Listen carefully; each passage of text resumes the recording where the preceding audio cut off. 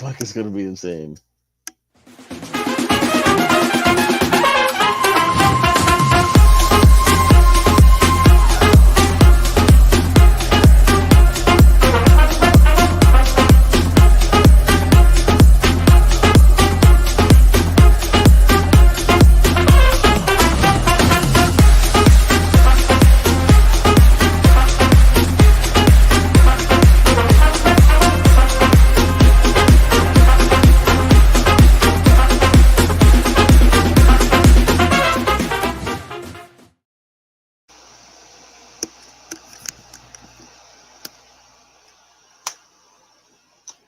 Good evening, everybody. Welcome to another episode of The Attacking Third. I got my man, Austin Hamill, over here next to me. How you doing, man? I'm doing all right, man. Retribution reared its ugly head over the weekend, so I mean, I'm in better spirits than I was last week. That is putting it very eloquently. I gotta say. Aside from that, feeling good, man. You know, got MLS Cup Final coming up on Saturday, which we will touch on a little bit later. But you know, so far so good. You know what I mean? So let's get right into it. The first question I got for you: what did Columbus do that the Union did not? Got the refs to call one their way.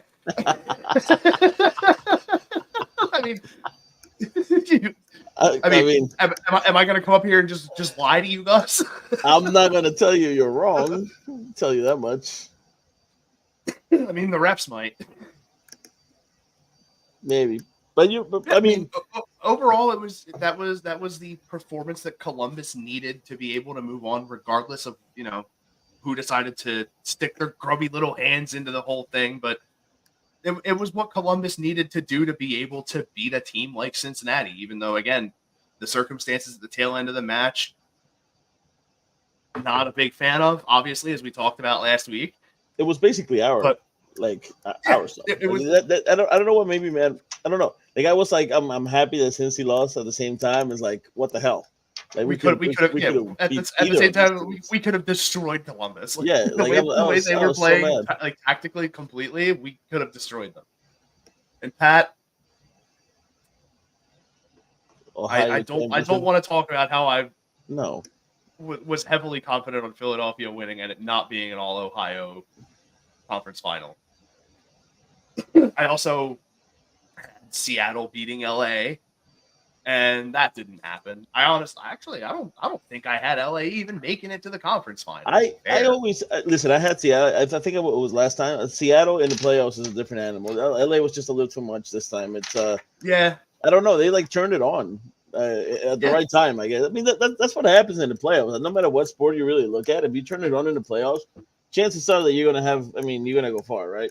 That's what LAFC did. That's what they're doing right now. And honestly, I think they're going to go back to back.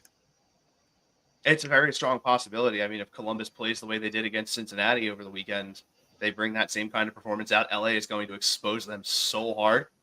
I think it's the first time in a few years that we've had two previous Cup champions facing off against each other too, if I remember correctly.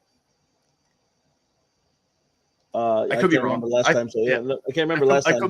It could be horribly wrong. It could have been like 3 years ago, and I'm just like 3 years is a lot of time. I don't remember. So if it happened, it happened when I remembered.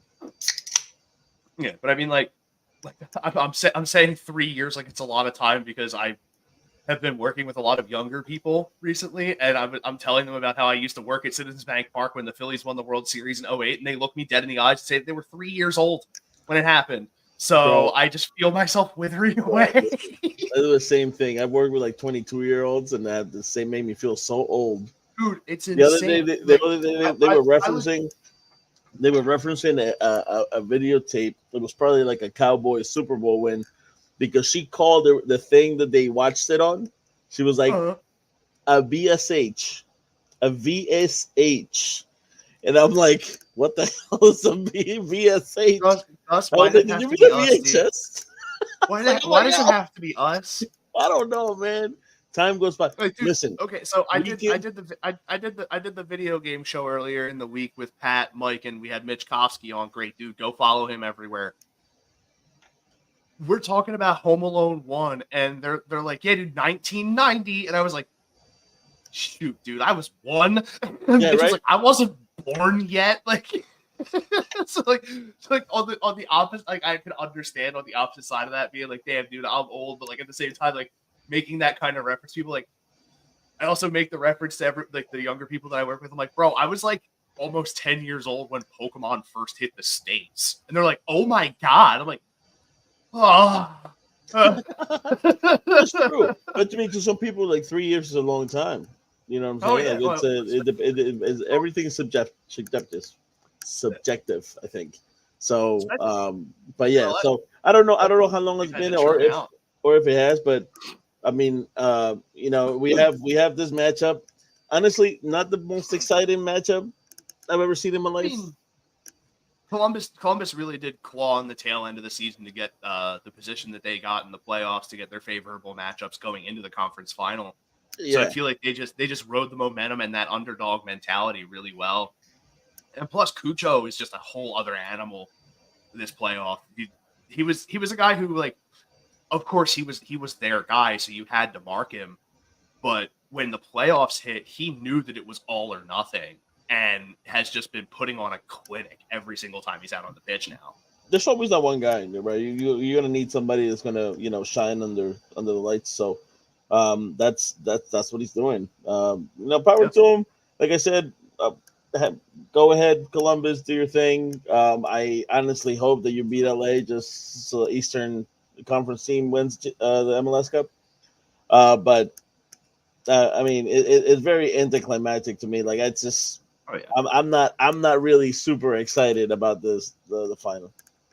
No, I mean, I 100% agree. It's not really something that I mean, I'll still tune in, obviously, because I want to see who wins.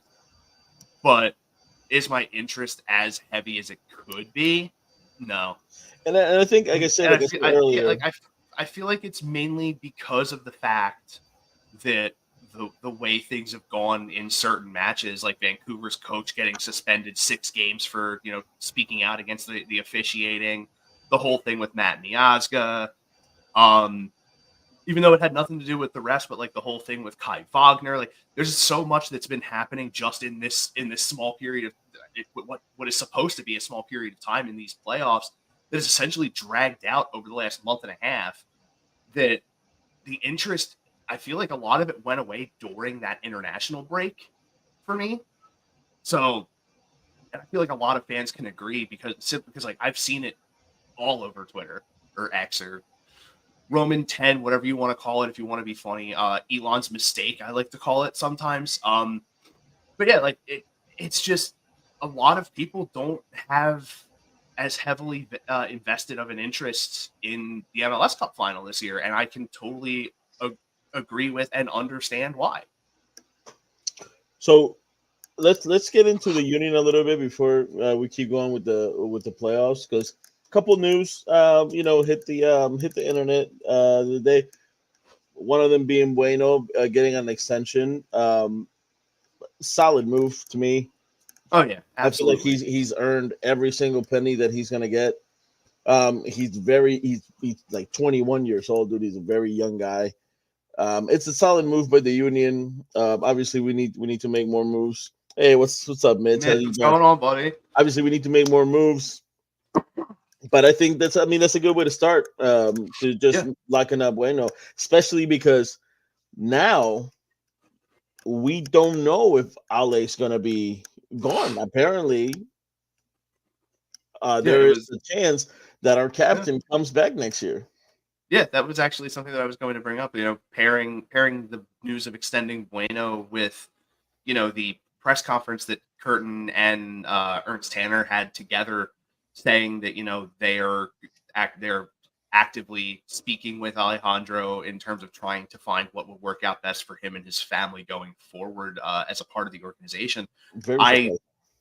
I honestly, I love it. I love it because of the fact that it's a way to try and make amends for how you treated him as the season was coming to a close. When the news broke that, it was a 20-second conversation about what his future was going to be with the club, just the way that he was treated after, the 7.5 years that he put in, to at least put forth the effort and say, hey, maybe we can do something that's amenable for both sides if you're willing to do it. And if not, at least you put forth some sort of a concerted effort to keep the guy around. You know what I mean? Like, I'm going to disagree with you, right? Well, of course. Like, okay. I'm not saying sign him and play him full 90 every match. What I'm saying is, if you can bring him back in some capacity, do it. But why? Like, why not? You can give a spot to somebody that can give you maybe a couple more minutes. Younger legs. I don't know. If the plan going forward is to start Bueno in the midfield, have Bedoya as a bench piece, have him more as a vocal leader than being a leader by example on the field. Yeah, but why not have extra legs though? That's the thing. Like, signing Bedoya it's a great story. Yeah, I mean, you'll still have the option of guys like Quinn Sullivan and them coming off of the bench still. Having Bedoya there just as a leader isn't necessarily a bad idea. I understand it takes up a roster spot, but you don't have to have him in your selection. He can still be on the sideline. Okay, let me put it this way. What is the market for Bedoya right now? I have no clue. Probably not great. Not at all. There'll be a team, but there's going to be a team that would take a flyer on him. Honestly, I would. Whoa. I know I would. I mean, there are teams that you're being a little biased. Like some of these lower teams in the league could use a veteran leader, and Bedoya fits that bill. I mean, of course I'm going to be biased. I like the guy. Like what he's done for the club while he's here has made me grow to like him. Do I want him playing all the time? No. But do I know what he can bring in terms of the intangibles? Yes. And I'm all about keeping that around if we can. We don't, like I said, we don't have to have him on the pitch. I would still like to see him at least get some modicum of respect from this club in terms of at least making an attempt to keep him around. Austin, he got you don't have respect. I know, but you don't have to agree to terms on anything. This is a business, though. That's the thing. Yeah, that's what I'm saying. At least keep it professional. At least sit down with the guy, and then if it doesn't work out, it doesn't work out. You can at least say you tried instead of saying we just told him to go. You know what I mean? Like that more than anything is what I mean by the respect. I just thought it was a business decision, and I think I totally understand it, but it's the way that they went about it for me is where I'm like, okay, now you sort of have to even the field a little bit here. You have to at least sit them at the table, let something potentially come from it. If not, at least you put forth an effort to try and have something happen, and you just move on. I'm surprised they even trying right now, to be honest with you. Let alone sit him down at the table and negotiate a contract. I'm surprised they even talking to him in the first place. I understand. Listen, trust me. I know what he does. Alejandro Bedoya, as a person, great person. Did tons for the community. He's a leadership voice in the team. He is the captain. He is our captain, right? Yeah, 100%. I think it's time. I think it's time.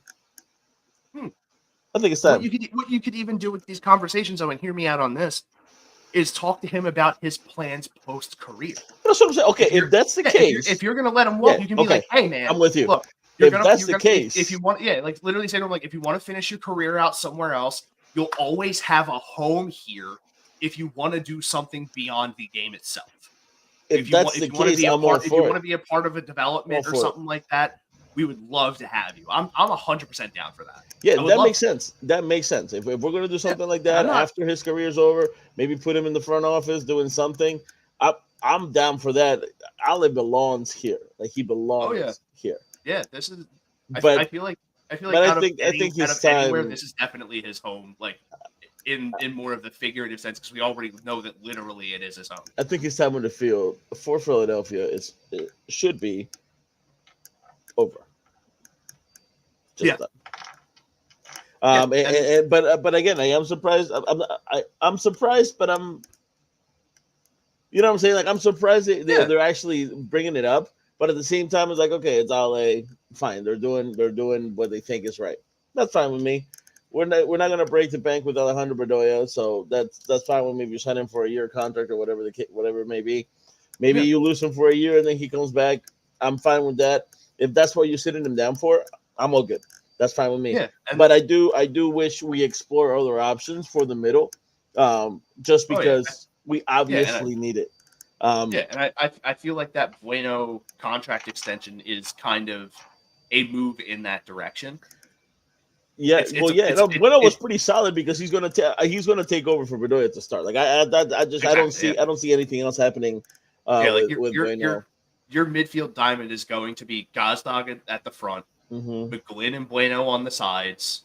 And, I mean, hopefully McGlynn and Bueno, because if McGlynn stays. Well, not only if McGlynn stays, but if we decide to start him over Flock, because that's kind of it also depends. It also depends on who we're going against. Flock. Yeah, I feel like the matchup is where the hang up would be with that. Yeah, and Flock will give you some nice minutes defensively, but that's it. I think McGlynn is a clear-cut starter in this league, and Flock, after everything that we've seen over the last season and a half, he's definitely earned his spot now. Yeah. One of the other things that I read that had me just kind of floored was Kai Wagner in Philadelphia. It's not over. Yeah, they are openly having conversations with Kai Wagner about potentially extending. So here's what we did. Again, is he an idiot for saying what he said? Yes, but we have Pat over here. If we get the opportunity to bring him back, why not? It's Pat over here saying it's only the team because of his leadership, or is he here because Bedoya or Bedia? I don't know who Bedia is. Good job, Pat. It's better. my man Ramiro Bedia, because Bedoya is better than anything coming off the bench. I think we need to. No, that's not true. Because honestly, we can plug in Torres, we can plug in Bueno, we can plug in McGlynn, Flock, whatever the case may be. But I was more interested in going out to try to get something else. I mean, even if you're bringing somebody up, honestly, like you're just fresh legs. And if I'm being 100% honest, there is someone who got their option declined down on a certain South Beach. His name is Josep Martinez. Would he fit in this? I mean, with Carranza leaving, it gives you a very solid option up front. Pair him with Gazdag and the playmaking capability of guys like McGlynn and Wagner. I mean, but the way we play, we like our forwards to come back a little bit. I feel like Martinez is more like, I want to wait for the ball. Yeah. And that's never going to happen with the Union because that's not how we play. Like, we need the forwards to come back, and then we play the long ball. Yeah, we do play the long ball, and I feel like he has a good bit of speed to be able to do that. But he doesn't have the size, though. That's the thing. Like, he's not a very big human. But at the same time, I feel like it's at least worth it, making an attempt to explore. Simply because the fact that you have that very strong possibility that you end up retaining. Say you end up retaining Wagner, right? Bedoya leaves, Carranza somehow manages to leave.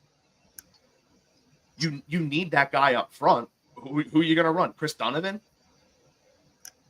No. You would probably want somebody who has experience at the position. And I mean, would it cost a lot of money? Yes. But like we were saying, it's honestly, it is star power if you really think about it. Martinez is a former league MVP. No, I know. I don't see has his play declined since he won that MVP? Absolutely. But he's with Messi now too. I don't think he would. I don't think he's the perfect fit.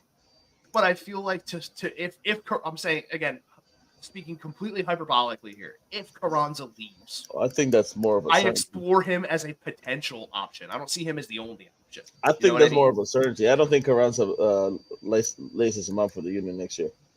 Yeah, I really don't think so either.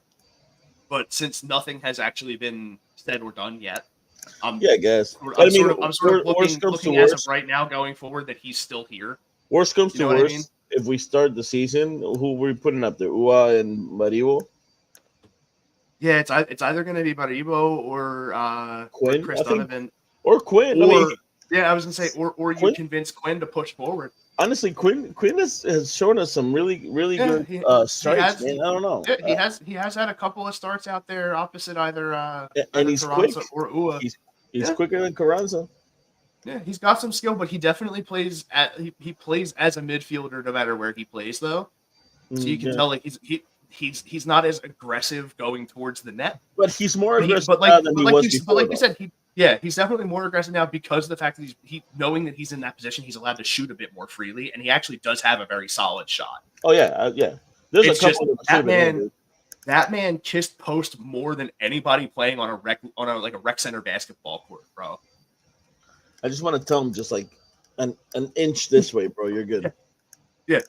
Just give it a little extra kiss to get it to spin. That thing will dive over. Well, he's still growing too, though. So I can't be too critical of Quinn. It's what his third year with the senior club coming in now, into his third year with the senior side. But even then, how old is he? I don't think he's over 20. I don't think so. He might be circling 20 because his brother's what? 15, 14? 15. Yeah, he's coming off the U14s now. So he was born in 2004, so 21. Yeah, well, 19 or 19. No, wait, what's today? It's 2023. Yeah, you're right.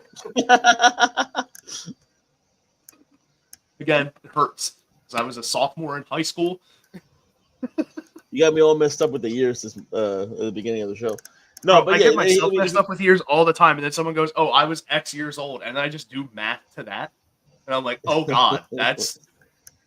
Yeah, like even at 19 years old though, like he looks pretty promising, for a starting job, and that's huge because I mean you're a pup, man. For in soccer, at 19 you're a pup, dude. Mike Glenn is a pup. Yeah. So we got McGlynn, Bueno, even Carranza, 23, pup. Like we just have a lot of young talent in our team that Curtin's been able to just get together. Yeah. And that Curtin's been able to just get together and try to build something off of it, man. Like I feel very hopeful. We need more. And please spend some money. Just You want to talk about old? Here's a name that came up in MLS News today. Stephen Fry, goalkeeper for the Seattle Sounders, got himself a contract extension. Which, honestly, dude, that man is an absolute legend in the league at this point. Like when he retires, when Kai Kamara retires, like these guys are going to get some serious recognition when they finally decide to hang him up. How long has he been around? Honestly, dude, not to sound rude, but long enough. Let's see. At least 37. Damn. If that helps. I mean, I guess for a goalie, that's not too bad, right? No, yeah, definitely not. He became the first goalkeeper in MLS history to reach 110 career shutouts. He's like our age, dude. He was born April 20th of 86. Oh, that's much older than I am. Yeah, he's 3 years older than me. He has been playing since 2008, where he started with Toronto FC. Moved over to Seattle in 2014 and has been there for 9 years. 2008? Absolute legend. I was in college, bro. That's crazy. Dude, 2008, I was, like I said earlier, I was working at Citizens Bank Park. The Phillies won the World Series that year. It was my first year there. Also, I saw that comment from Pat. If you can pull it up again for me, that'd be great. I think it was about Jesus Bueno and his contract. How long? So the contract is through 2026 with an option of 2027. And yeah, he more than earned his contract this year, Pat. So I don't have a bit of a problem with him getting it. I think it makes sense. I think that it locks up another mid spot for us, which is an area that that we struggled a little bit this year. Injuries and letting people go and. So it's a solid move. It puts a little ease in our starting 11 because I can just assume that he's going to get the nod to start, right? Yeah, I would hope so. I mean, this season alone was the coming out party of Jesus Bueno. Choo Choo, as he's known, his nickname for the team. Definitely deserving of this contract extension. And for the term that you get 3 years with an option for a fourth. I believe it's a mutual vested option, so it would be both player and club have to agree. I mean, every once in a while he can get a bit hot, but I feel like that's just the like Gus, you can agree that's that South American blood, man. That's just how y'all get. Like in the heat of competition, y'all just get going, man. Like the amount of times that I would see Bueno or Martinez make this move at somebody, I'm like, yo, they're hot, bro. They're hot. If his hot head would worry me, then I would have to worry about Martinez. You would have to worry about Martinez so much more. I'm not worried about Martinez. So no, that doesn't worry me at all. He's a hothead in certain situations, but that's not the way he plays. He just gotta be smart. But like again, he's a kid. Like he's, you know what I'm saying? Like he needs time to develop. All these guys need time to develop. And they're doing it under the guidance of a Jim Curtin. So, you know, take that for what it is and work, man. All of them. They just gotta work. Yeah, so we've talked about contract extensions. We've talked about guys that are at the table getting contract extensions. There were 2 players that Philadelphia decided to decline options on and allow into free agency. And those players were Anton Sorensen and Joe Bednick. I personally feel like, you know, we have Holden Trent as a backup keeper. He's a young guy who can be developed and like, you know, set up to be the potential keeper of the future. Sorensen, you know, potential what? Potential keeper of the future. Eventually, no, Blake's never leaving. Blake's never leaving. Blake's gonna play goal until he's 60, like Julio Franco, dude. Yeah, I don't care. He's gonna be young Luigi Buffon in the goal. I don't give a shit. It really would be Buffon, dude. I don't care, dude. Oh, that would be so good. Or even like, or like, what's his name? De Gea. Oh yeah. Well, we might see De Gea a couple times a year. Exactly, bro. We might see Man U legend David De Gea. Ain't that something? And Luis Suarez. So Luis Suarez, Luis Suarez is very much done. Like he's probably definitely going to make that move. He played his last match for his previous club, a week and a half ago? Yeah. That was pretty much inked up. It hasn't been officially, but it's pretty much there. Yeah, once that window opens, which will be in about 2.5 weeks. Yep, we'll probably see that beginning of January. That window opens. And to Austin's point, they also express interest in De Gea, which I guess I don't know. I don't think Drake Callender did good for them last year. I don't know why I didn't think he did awful. That's kind of that's kind of slap in the face. But when you're Miami, you're looking for the name. De Gea is an attractive name, and you know he can still play. Maybe not as well as he did in Man U, but look, dude, who has played well at Man U recently? Like, let's be fair. I don't want to talk about it because you guys just beat us, so I don't. Dude, look, that's the first good thing that Man U has had in a while. I don't understand, man. I don't understand how Chelsea can go up 2-0 to Galatasaray, drop it. I don't understand. Copenhagen fumble. I don't understand how we can go toe to toe with Manchester City and then lose against Newcastle. They put a 4 on us, and then lose to Manchester United. Like I don't understand. Don't get it twisted, dude. I think Newcastle is going to make a solid run, but they're not built to last. They still beat us. It don't matter, man. I'm so mad. Oh yeah, they beat you now. They beat us. They beat United. Well, everybody beats United except for us, apparently. Even United beats United, obviously. Actually, they're the ones that are beating them the most. Bro, I sent you that thing that it was. It's such dark humor, so I have to preface it with that. It's dark humor. You messed up my man Casemiro, man. Bro, he was doing real well in Real Madrid. I feel so bad for Casemiro. That contract was kind of bullshit, though. When you look at it, like the dude's coming in at 31 years old. That's a lot of years at a lot of money. Mm-hmm. You know who I'm glad got away before it got worse for him was Boot Weghorst. Oh. So glad that Weghorst got away, dude. The second that he could, he just laughed. He was like, I'm done with this. He probably saw it coming. With good reason. Dude, this post-Ronaldo Man U is not good. The previous post-Ronaldo Man U was awesome. And then you have Ronaldo. That's I think he's like scoring left and right over there in the Saudi league, right? He's kind of back to where he's at. Dude can't be stopped, man. You know what? To answer your question from earlier, so I'm sorry to switch topics like this. But we were talking about Copa America, and I think it was before we went on air. Yes. We were talking about Copa America and how it's coming, right? We actually the groups were set today. What I was talking about was what was said a couple weeks ago. The groups were set today, so you have let's go down the groups and let me see what you think. Right, we have Group A. No. I don't like where this is going, dude. I don't like where this is going. Just listen to Group A: Argentina, Peru, Chile, and then there's going to be a playoff winner between Canada and Trinidad and Tobago.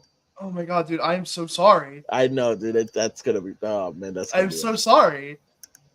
We have Group B: Mexico, Ecuador, Venezuela, Jamaica. That group is actually going to be very competitive. I think anyone can take those spots. Dude. Venezuela has been playing really, really well. Jamaica's they're fighters. Solid, Ecuador is really good. And then Mexico, you'll never know with Mexico what you're going to get. You never know what you're going to get with Mexico. That's the thing. You're going to get either a really good game or they're going to get just absolute dog. Yeah. So it's one of each. We have Group C coming in. Your United States of America. Uruguay, Panama, Bolivia. So that thing I saw earlier was the group draw? Yeah, it was. That was the actual. I really like that group, dude. Panama's always a good fight. Panama's always a good fight for the U.S. Dude. That's gonna be some interesting matches. I like this matchup, to be honest with you. I love it. We have Group D coming in at Brazil, Colombia, Paraguay, and then the playoff winner between Costa Rica and Honduras. I mean, when you look at it, it's Brazil's group to lose. There's no group of death, at least, right? That I'm seeing. I mean, I feel like the Mexico, Jamaica, Venezuela is the closest thing that you're going to get. No, I think that's the most competitive. I wouldn't call it a group of death. I don't think there's a group of death. That's why I said it was borderline group of death. Yeah, like it's close to it because of the fact that you have very solid nations in each one of those spots in that group. And I feel like it's the toughest competition to be able to make your way out of. Yeah, I like where the U.S. is sitting. Peru, not so much. That kind of, oh my goodness. Chile, we got to deal with Chile and Argentina. Awesome. First question though: Do two teams come out of each group? Yes. Then you have a chance. No, I don't. Listen, we just dropped down to 32 in the world. All right, the FIFA ranked is 32. We've had like 3 if it were shots NFL, on you'd goal. be dead last. Thank God it ain't. Yeah, right. We've had 3 shots on goal in the past like 5 games. Like it's been awful. Hopefully, you don't want to wear yourself out before the Copa starts. Here's the thing, though: if we go in there with our coach Reynoso, we're not gonna do shit. Like it's just not gonna happen. Like he's just awful. He doesn't know what he's doing. We gotta stop. Peru has always done better with a coach that's not Peruvian. Reynoso did his thing as a great defender for in the 90s when I was growing up. That was awesome. I don't want you as my coach, bro. You did nothing. The only player so far that I know of that has actually had some solid success as a coach recently is Xavi? I guess. Like Wade Rooney coached a year and a half in MLS and then left? Yeah, that was just bad. And immediately went to coaching in England for like a third league team. Yeah, that was just bad though. Yeah. I mean, like aside from that, like Curtin.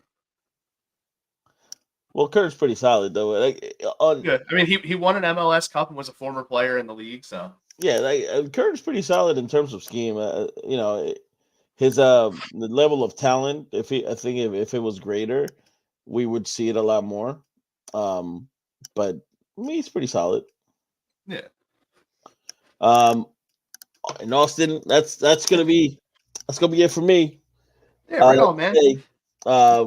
Thank you guys for taking a listen. Before you get out of here, really quick though, MLS Cup Final prediction. Who do you got? LA. I hate it, but LA.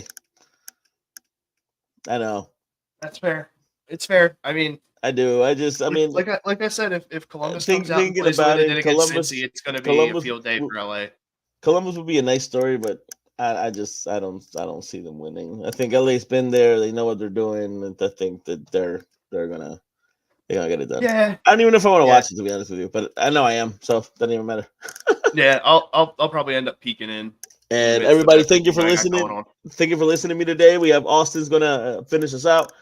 My man, listen to him. He's very knowledgeable. I'll see you guys later. Catch you later, Gus. But yeah, MLS Cup Final is this Saturday at, I believe it's 7 p.m. Let me double check. Right, 7. Right, Pat, is it 7 p.m. MLS Cup? I would imagine it's 8 o'clock start. But listen, I'm listening to you and Gus talk, and I think I've heard 4 p.m. enough. 4 p.m. December 9th. Really, daytime game? Yes. All right, I like it.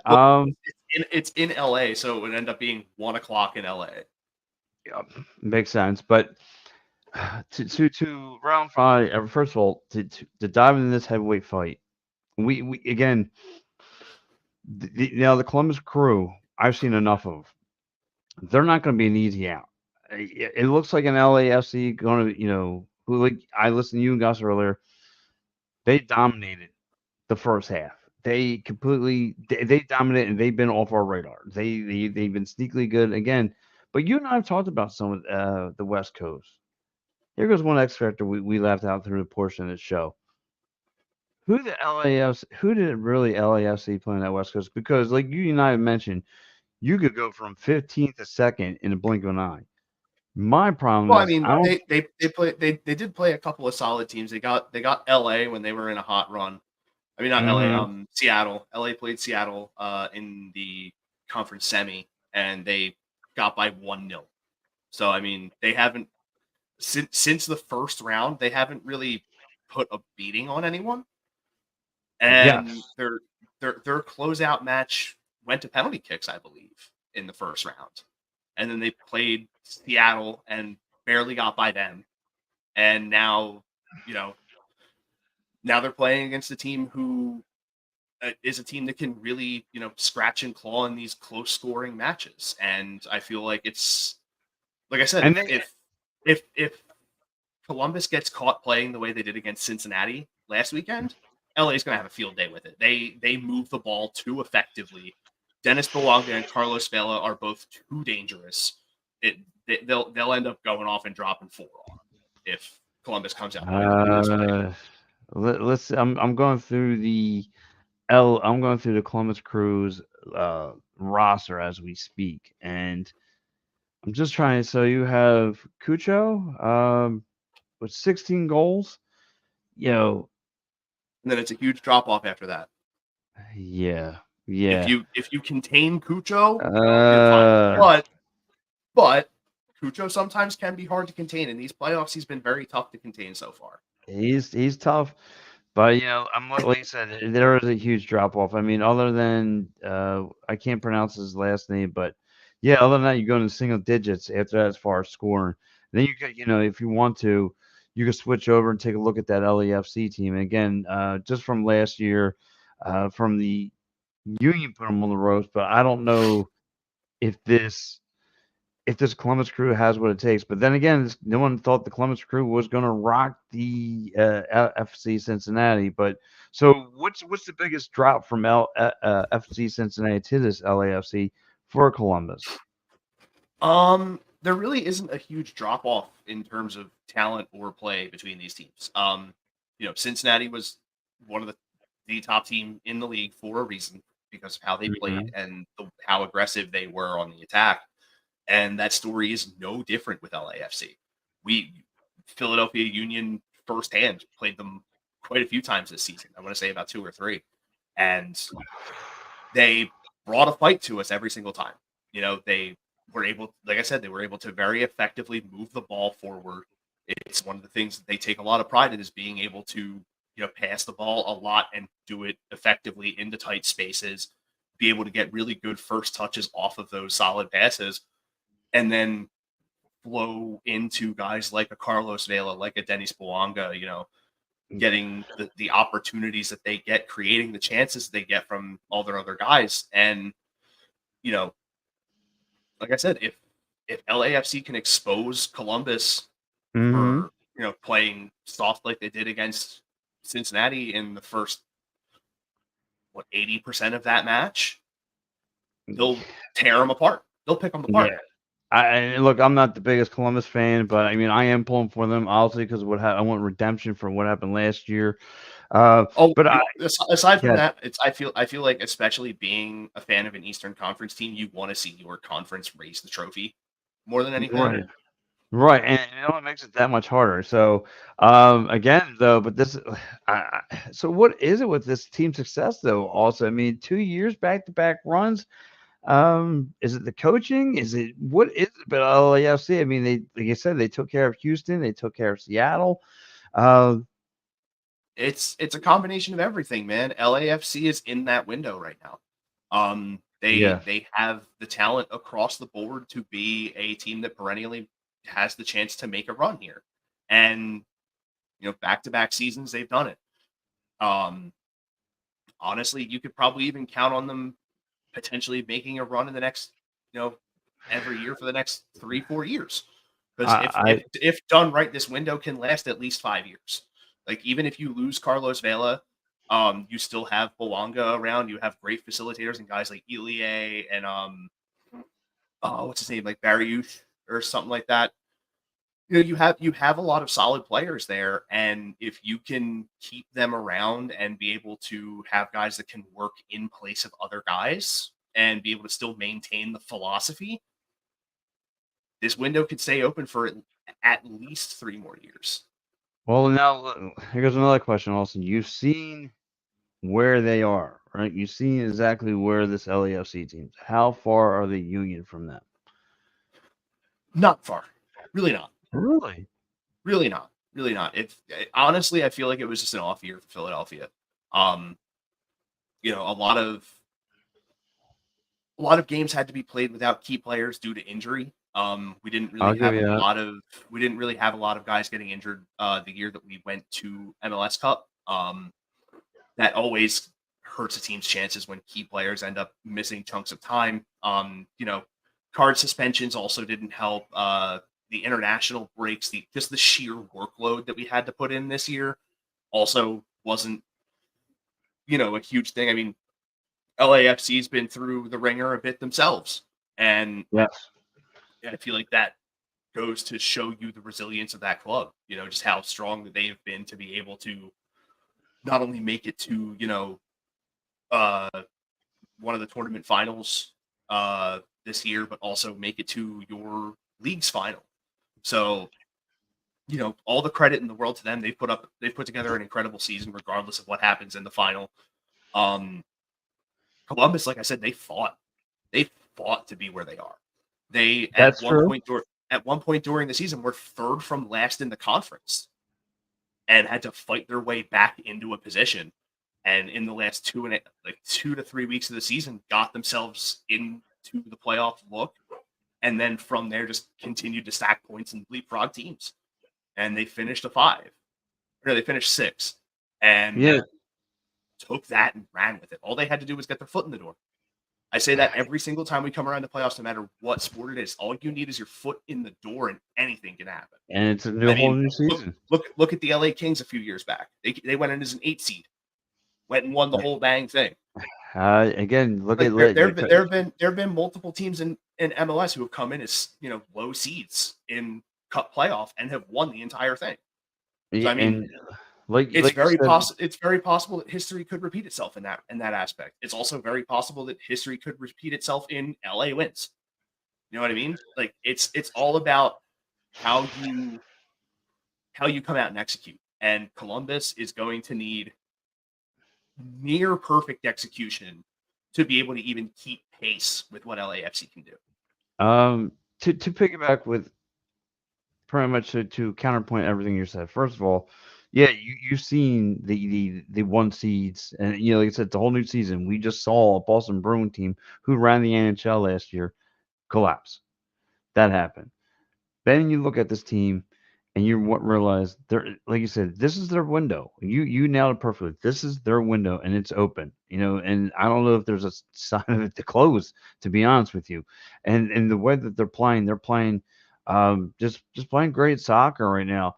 But like you said, this Columbus crew probably wasn't on no one's radar. They probably looked at it as a one and done kind of a team, and they made things matter, and they got rid of Orlando, and they got rid of FC Cincinnati, which really caught my eye because I had FC Cincinnati run the whole thing, and I was just going by their regular season data. So, but no, they took care of business, and here they are. So it's given the people out there in Columbus something to cheer about. LAFC, it's again, I don't know what's going. I don't know if they'll be put back on soccer, football, or any of the other sports, but in soccer the world, the MLS world, LAFC is the be on end all right now, and they're the team to beat, and they're Yeah. proving why they are the team to beat. You looked at the Miamis of the world, and everyone's looking at the Miamis and Philly and and Cincinnati's and all these other places. But the one place they never had looked at is LAFC, and LAFC showed you they got a loaded roster Oh, from yeah. head to toe. From Yeah, I head to mean, toe. you Which really, goal? Like you mentioned about Dennis, 20 goals. 20 yeah. goals. If that ain't MVP worthy, I don't know what is.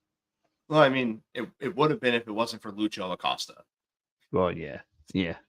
Yeah. Let's But be yeah, I honest. mean, like I said, man, this is it's going to take a lot for Columbus to be able to keep up with the intensity that LAFC can bring, but also at the same time, LA's played a ton more games, All right. so it's very possible that the fatigue catches up to them here.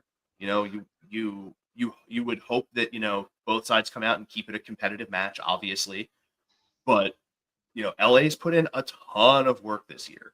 They've taken to the pitch a lot more, including all competitions, more than Columbus has. So that's always going to be a factor. Fatigue is always a factor, especially when you look at the workload. Aside from that, you have a lot of very solid. You have a lot of solid What's talent up, on Dave? Columbus. What's going on, Dave? You have a lot of really solid talent on the Columbus side outside of Cucho Hernandez. One name that comes to mind is Darlington Nagbe, Well, who listen. who's I'm another one of gonna. those guys he's another one of those guys that personally I feel like, along with like the Stephen Fries, the Kai Camaras, the CJ Sapongs, is going to be one of those guys that if the MLS establishes their own Hall of Fame, these guys are in it. Yeah, and listen, this is going to be a window that we're going to remember. Of course, if you remember last year, this last year, we were all partying on at Super Bowl Park. All the fans in attendance were on the field, but Yeah. fortunately, like you said, it's not our time. It's Columbus's time. We'll see if they can shake the leaf a little bit. But I'm gonna run these ads, and I want you to think about this also. I'm gonna roster for roster, not player for player, offense versus offense, defense versus defense, goalie versus goalie, coach by coach. You tell me who's got the advantage. But so let me run some of these great sponsors here at Edge of Philly Sports. Let the people see what's helping us out here. So right away, let's go through David Archerry, working compensation, motor vehicle accidents, personal injury, criminal law. You guys need any of those things, my man David Archerry, right there in Delaware County, is the guy I call 610-565-0300. Again, guys, Dolan's Bar is open to the people. Because you need a spot to watch this MLS Cup Finals. What better place to go hang out at Dolan's Bar, 24 East Sellers Ave, Ridley Park, Quizzo music, great times. Go check those guys out. I'm here. It's a pretty popping place. And of course, guys, if you are in LA, maybe you want to go out there and check out the game. Go save yourself 10% off using promo code EOP10. Great prices, no hidden fees, sports, concerts, theaters, whatever. Share Ticket Sound's got you covered. Family operated owned since 1946. And of course, I got to get into Philly Sports Strips. And of course, matter of fact, Philly Sports Strips gave this show a like earlier today. So I gotta give my man Vinny, my man Jamie, the sports guy. They do a heck of a job traveling city to city. And guys, listen, I'm pretty sure my man Vince is on it now for next year. Racking up as soon as as soon as the schedule comes out for the Philadelphia Union, he'll be on the getting the buses and planes, trains, planes, and automobiles going for your Philadelphia Union.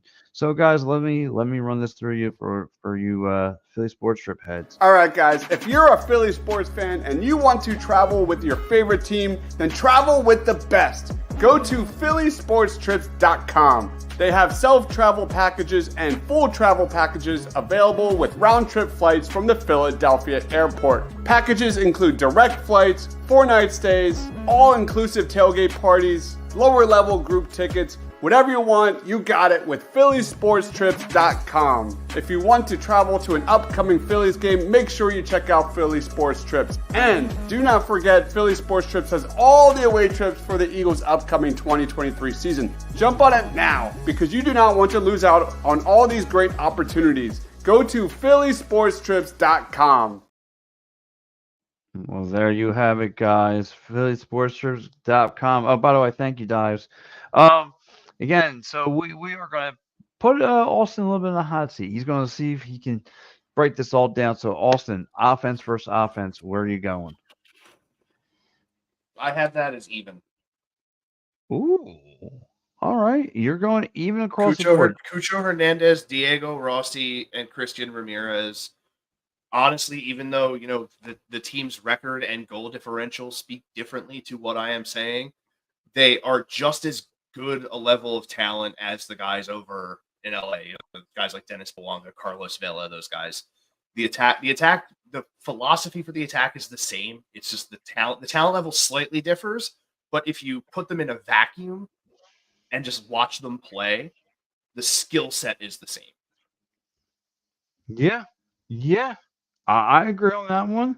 Especially if you just go 1-to-1 Cucho to Bouanga, you could have easily said, Bouanga had 16, Cucho had 20. And I'd be like, yeah, that sounds about right. Both of them are solid forwards, and they'll see a lot of those kinds of opportunities to be able to get 15 plus. Yeah, they will. It's like I said, I can't wait to see two of those guys, two offensive juggernauts going to go at it. It's going to be a lot of fun. That's the real heavyweight matchup there, is how often those guys are going to be ripping shots. Yeah, it's going to be. Listen, and let's go on the other side of the ball. Goaltender versus goaltender. Who do you have? That one I give the edge to LA. Okay. Their keeper kept them in a lot more games than Columbus's did. The goal differential speaks for itself in that respect. Honestly, though, even though a lot of them were more on the defense than they were on the keeper for Columbus, you just have higher level talent overall out in LA. Yeah. So we'll go to LA. How about defense versus defense? Now this is where I'm kind of hung up, because I want to say it's even, but the goal differential would call me a liar. You know what I mean? Yes. Yes. Like LA's had a lot of close games. They've had a couple of clean sheets where Columbus, I think, only had one throughout the entire playoff run. And I feel like, what's up, Dan Barry? What's up, Dan? And I mean, honestly, when you look at it, if it wasn't for having a solid enough defense, Columbus wouldn't be here. Granted, good point. That game could have ended it either way. When you really look at it at the end of it, with everything that's been going on with officiating recently, but I'm not going to talk about that, because there's a possibility that MLS will find out where I live and Find me. Yes. Stop. Yes. Find Austin. But yes, EOP. no, don't find me. Don't find me. My pocket's hurt enough. Yes. Oh, that But kind of fine. No. I have to give the edge to LA. Okay. I have to. The raw stats alone speak for themselves, and I would be a liar if I said that it was even or Columbus had a slight edge. Okay. All right. Now, coach versus coach. Who do you like better? LA. The coach has been with these has done more games with these guys, so he's able to have these guys adhere to his philosophy a lot more. Columbus was in a bit of a coaching spiral for a couple of years, so not as, I guess you could say, acclimated to his coaching styles. They got it together in the tail end of the year, which is why they made it into the playoffs, which is why they are where they are now. But just on raw tactical advantage, I give it to LA. So overall, I have LA winning this match. You got LA winning this match. Oh man, like I said, unfortunately for us Philadelphia fans, it's going to be in penalty kicks again. You see, this is as heartbreaking as it is for me to admit. I feel like if it goes to PKs, LA is winning in PKs. And so I don't want to change subjects because I really like to talk about this heavyweight fight that's going to go down at 4:00 on Saturday afternoon for the Cup. But I got something you said about the team. The only thing I would have to, with this Union team that kind of chapped my ears a little bit was the fact that, I don't think the guys played that well as far as your offense, as far as getting production from guys like Carranza. I feel like Gaza gave you more production from penalty kicks than anything, and he was more of a facilitator, and Carranza was okay. Like they were decent through the summer. But I think that I think they could have been a lot better. Everyone, you and I both know in press boxes, Jim Curran was asked the hard questions about Uwa not being paid ransomly and not coming up with enough gold. Our man Mike says, "What's up, boys? What's up, Mike? My dude, what's up? What's up, buddy?" Again, yeah, it's again the questions were out there for what but the guys were not showing up. So we'll see what they do in the offseason because again, he was somebody kind of you have to kind of rely on, trying to move this team forward. And of course, things didn't pan out the way they wanted. They lacklustered. They lackluster goals, and once they figure out how to shut down Carranza, put him in double coverages. It was pretty much all she said because you weren't getting production, and from everywhere else. That's where I like, Gus is like, yeah, and I love Bedoya just like you. It's a heck of a guy. Once you get to meet him, you want to hug him. But this is business, and to me I don't think Carranza trusts anyone else coming off that. I'm not saying Carranza. Curran trusts anyone else coming off that bench other than Bedoya because I don't think the other guys can play. They bring in Torres, who I don't think who fits the bill for this team, and the other kid they brought in from Australia, what's his name? And we only got to see him, the circumcised. Oh, you're talking about Baribo? Baribo, the small sample size we've seen him. He is a forward, so that would be in place of Ua or Carranza. Yeah, nah, not happening. So what you would more than anything be seeing, what you would be seeing more than anything in terms of the midfield would probably, if Gus and I are correct, which I feel like we might be, if you are to have Bedoya leave, the change that you would make into your starting 11 would be injecting Jesus Bueno into that spot. The instructor's in the house. The instructor. There he is. Here comes the instructor. My man Lou. What's up, Louie? He goes, Martinez needs help in the middle and the midfield to set up a get production from the front. Yeah, I 100% agree with that. Getting better help for Martinez on your right side midfielder is paramount. You already have a lot of good production from Jack McGlynn. So I feel like he's more than earned his spot in the 11 going forward.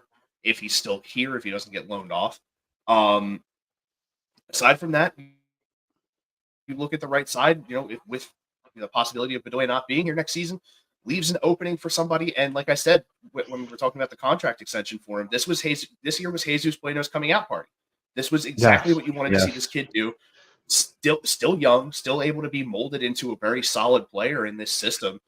And he's already shown that he can run those minutes if necessary. Can he get a bit hot-headed sometimes? Yes. Is it more the competitive passion that he has? Absolutely, because you see the same thing from Jose Martinez all the time. Yeah. And like I said, they both could be a little bit of a hotheads. I just don't want them costing games like they normally. I see too many fighters break out. Yeah, we don't need all that. But like I said though, you definitely can use a little bit more help. And again, you and I were there in the press conferences when Jim Curtin was asked, "Hey, listen, what's going on with Lua? Not producing." And they paid a lot of scroll for this guy to produce. Oh yeah, man. Yeah. Oh man, look who's checking into the program. Our good buddy JD Walker, another beat reporter. Okay. What's up, JD? He goes, "Hey, what's up, guys? Late night, last night over here. Hope you guys are doing well. Really hope that Columbus smashes LAFC. Hey, listen, you're preaching to the choir there, JD. I'll take this one. I really hope Columbus does smash them, but I personally don't see it happening. Yeah, JD. But Austin said it best. I think this is the LA window that we're seeing it's wide open for that team, and we're stuck in it. We're stuck in it watching their run. This is now a back-to-back run. It's very possible that MLS seasoned veterans out there are seeing a second LA dynasty in its early makings. We saw the LA Galaxy, with guys like Landon Donovan, David Beckham, Zlatan Ibrahimovic, even though they didn't make the playoffs with him there, but with all this star power, all these foreign stars coming over and playing for this team, you're seeing the same thing with LAFC right now. The only downside for them is you're seeing the injection that Inter Miami's getting now, where we were just talking about it earlier when Gus was on, getting it's pretty much a done deal. Pen just hasn't been put to paper officially yet, but Luis Suarez coming over for Inter Miami, and the possibility of Manchester United goalkeeping legend David De Gea coming over to play for them as well. So I mean, that could, it's almost like when LeBron went to the Heat and the Kevin Durant realized that with the Thunder he wasn't going to be able to beat them, so he went to Golden State. It's like that kind of thing. Like you're seeing essentially the Golden State Warriors get formed now in Miami, and the LAFC, which was basically Miami at that time, already around. So I mean, it's going to be great. It's going to be really fun to see over the next few years what this league is going to do. How this league progresses, how some teams either get better or fall off. Well, I'll give you one from Lewis. Elliott and Glesnes can't do it all the time. I mean, you're possibly losing Wagner, so you lose that defensive capability on the side. Yeah, we're definitely seeing the limitations of Moneyball now for sure. 28th ranked payroll out of a 29-team league here with Philadelphia. But to get back to what Lou said there, saying that the back needs help, saying that Elliott and Glesnes can't do it all the time. Losing Wagner's big. If you aren't able to retain him, that's going to be a big shot to your team's defensive capabilities. It's pretty much, aside from, an actual deal being made at some point, Olivier Bizo is probably not going to be here for 2024 either, which pretty much leaves you with your wingback options being Matt Real and Nate Harriel, which isn't really great because Real originally was a center back. So I don't know how this is going to work out unless, from what I had heard, Brandon Craig is back with the club. His loan out to Austin FC did not last very long. Not only did he come back, to his contract in Philly, but he also came back in concussion protocol. So that was a whole thing. Yes. But there's personally, I do hope that we retain Wagner, so that way that defense does get all the help that it can possibly need. We let Anton Sorensen go, a guy who was around with Union 2 before they were Union 2, back when they were Bethlehem Steel. So, you're losing some solid talent. Hopefully you can retain some and keep this defense very solid. But the way a backline works, it starts with your center backs and works outward. You already have the solid center backs. If you can just get good supporting pieces on the sides, you're going to be okay. And like JD said here, Austin FC was basically, hey, we're giving you back the toy that we broke that you let us borrow. Sorry. Like, that's really what it was.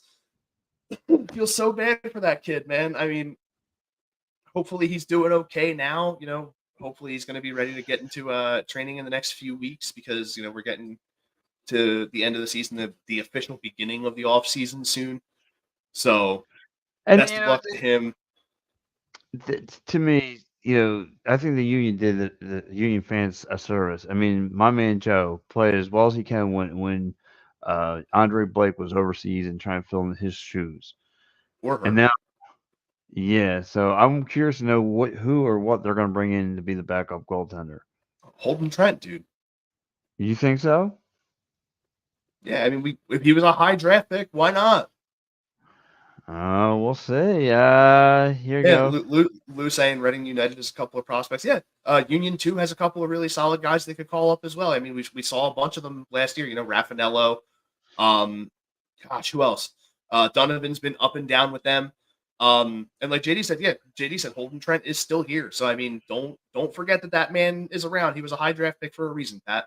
Okay. I don't think Andre Blake's going anywhere anytime soon. Is he getting older? Yes. He's getting older. It's just a fact of life. People get old. Do I think he's out of his prime as a goalkeeper in MLS? Hell no. Do I think he'll end up going down as one of the best goalkeepers of all time? Yes. Yeah. And honestly, having a kid who's in their impressionable years in terms of their pro career in Holden Trent, being here learning from him, is going to make a world of difference for him going forward. The only problem I have is again, I feel like he's going to be one of these great athletes that are going to he's going to have all the stats and all those accolades to go with him, but the one thing he's not going to have is the rock to go with it. And that's okay. I mean, Captain Trey. Pat, Edgar Martinez was one of the best designated hitters in baseball history. I don't think he had a single World Series. No Barry Sanders, no Dan Marino. I just feel like he's going to be in that category in this town. He played so well. I feel like there's so many players that you could be like, this guy is one of the best. I'm pretty sure Ken Griffey Jr. never won a World Series, and he's considered one of the best.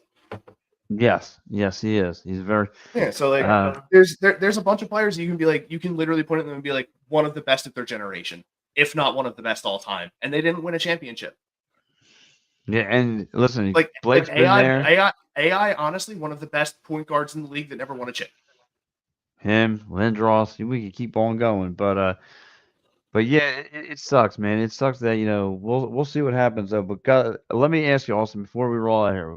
Final predictions of this game come Saturday at 4:00. Finishes extra time tied at 2. LAFC wins in penalty kicks 6-5. 6-4. Oh, you're going high. Oh yeah, dude. Both goalkeepers are good. Both defenses are good. I feel like they'll let a couple through.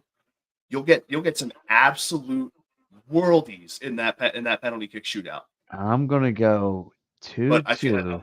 You want to hear the real heartbreak though? I feel like the winner for LAFC in that PK shootout is gonna again be Elie, the same guy that broke our heart last year.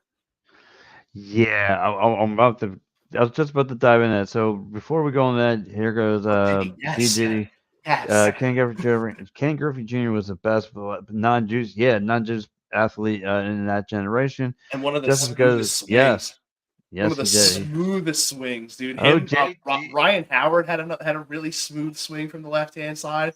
JD is taking Columbus a 3-2 dub in regular.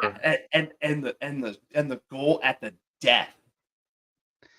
My dude, JD. If that happens, dude, honestly, if it would have happened last week, no, not last week, the week before, I don't think my heart could have taken a weekend like that. No, I don't think my heart would have been able to take it because he would have had Columbus winning at the death on Saturday, and then he would have had the Eagles going to overtime on Sunday. Yeah, that's too much for the heart to handle. No, you know what I mean? No. We're staying away from that. But I'm gonna go. I was gonna feel that score. I was gonna feel a 3-2 dub, but going towards Columbus. Let it take but I feel like it's gonna be an overtime. I think it's gonna be an extra time. An extra time, and I think this time Columbus is going to be the one who walks out with the dub.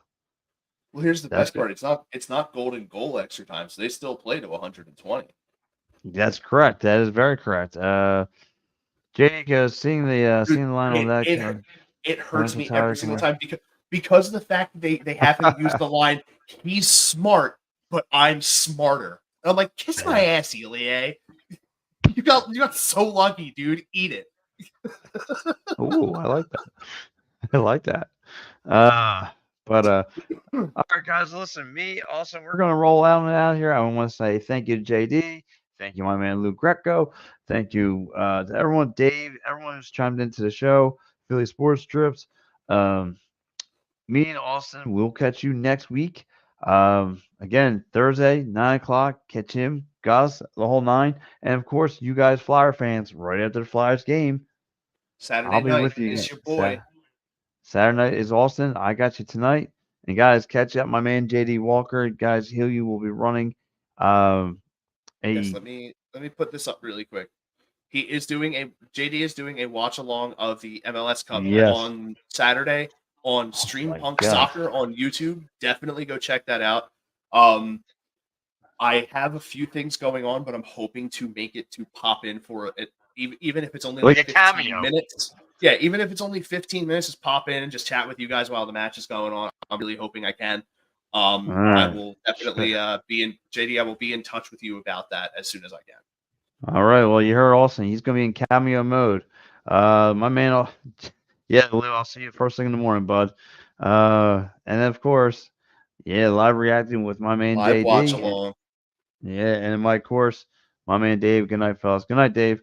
Well, guys, we are going to wrap it out of here. So, again, guys, check it out. Wait, we got some more. Sounds good. Yeah, JD. We're out of here, guys, of course. Guys, stay tuned. More Edge of Philly Sports action coming down. Of course, Flyers post-game show with me tonight. Friday night, you got the Steel Steps pod. And, of course, Saturday night, you got my man Austin here. So, guys, we are out of here.